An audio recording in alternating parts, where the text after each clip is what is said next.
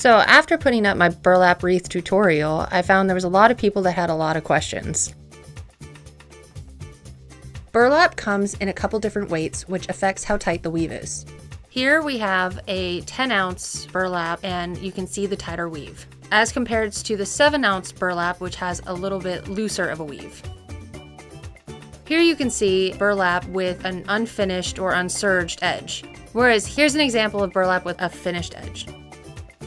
Here's a finished wreath made from 10-ounce burlap with unfinished edges.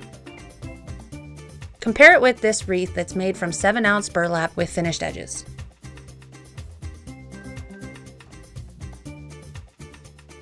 The width of the burlap should be anywhere between 5 to 6 inches. At 6 inches wide, your wreath will look nice and fluffy and won't be too crowded on the frame. To secure to the frame, I use a thin piece of floral wire. Make sure to fold up the burlap a few times. Thread the wire through the folded up burlap and attach the wire to the frame.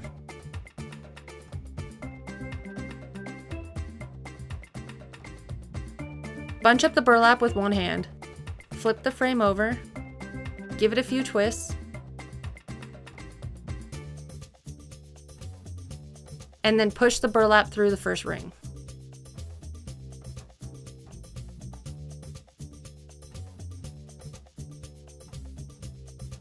A wreath frame is measured across its diameter, so once you add the burlap, it will be bigger than the wreath frame.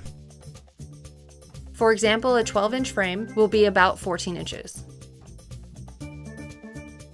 To help give you a size comparison for what the finished wreaths look like, here's a wreath made on a 12-inch frame compared with a wreath made on an 18-inch frame.